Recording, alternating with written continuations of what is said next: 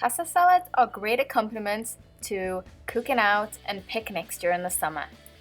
I had a recipe similar to this at New Pioneer Food Co-op and tried to recreate it at home.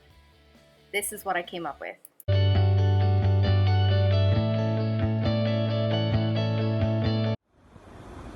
Hi everyone, I'm Victoria and this is What's in Season. We try to use local ingredients that you can get from your farmer's market or the grocery store and whip them up into a little bit more pizzazz.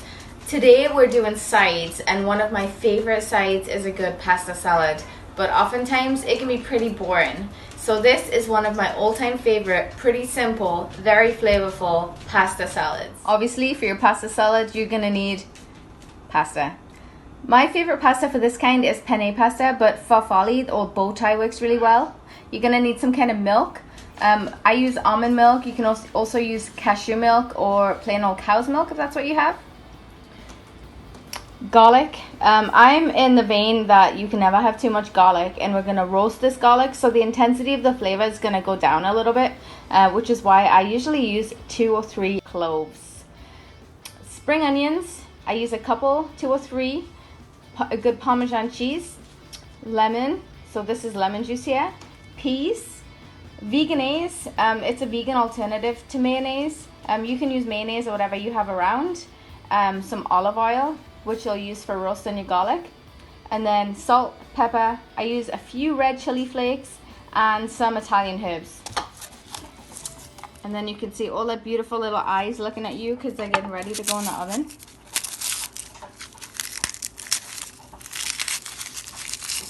And I'll do the same thing with this little guy.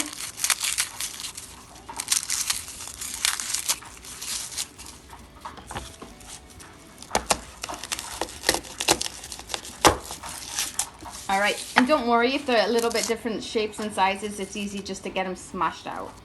The next thing I do is I'm just going to rub them in this olive oil. And if you want, you can add a little smidge of salt and pepper. And then I'm just going to wrap them in aluminium foil, or aluminum, as you Yankees like to say.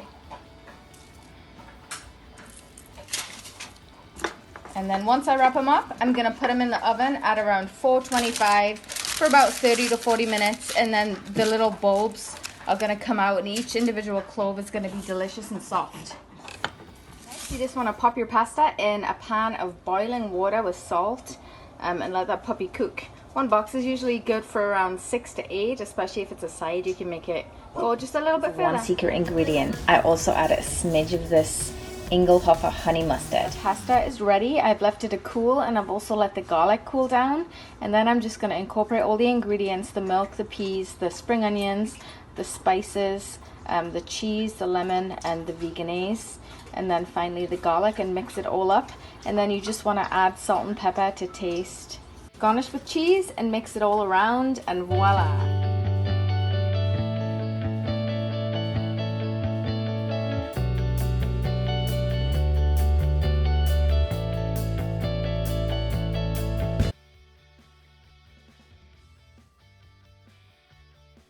Coleslaw is great side dish food. One of my favorite recipes for coleslaw was one that I found in The Kitchen. It's kind of like an Asian flair on the coleslaw, and the ingredients you need are red cabbage, Napa cabbage or green cabbage, green onions, carrots, which I've diced into matchsticks, your favorite Asian hot sauce, so sriracha or anything else that you like that gives it a little bit of a kick, soy sauce, peanut butter. You can technically use creamy or nutty, and then rice wine vinegar. And finally, you'll need some warm water. So you can take all of your dry ingredients and just pop them in a bowl.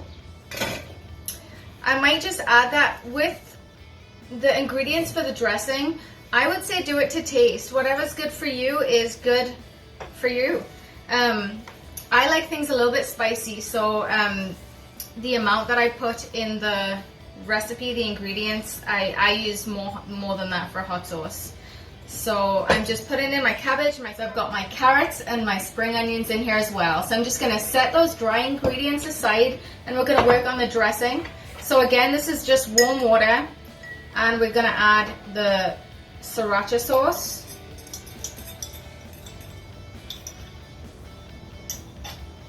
And the soy sauce. You can use low sodium or regular.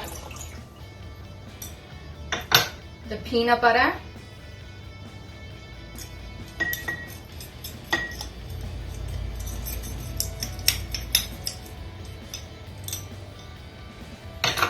And the rice wine vinegar. And you're just going to mix that up until everything is combined together.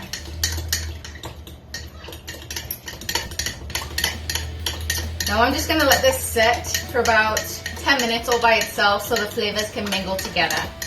Alright, one thing I will say too is that in the past for my dressing, just to give it some extra kick, I've added ginger before, and I usually add garlic. I just didn't do that this time. So this has been sitting, letting all the flavors mix together, and I'm just going to take it and pour it all over the dry ingredients. And then I'm going to combine everything together.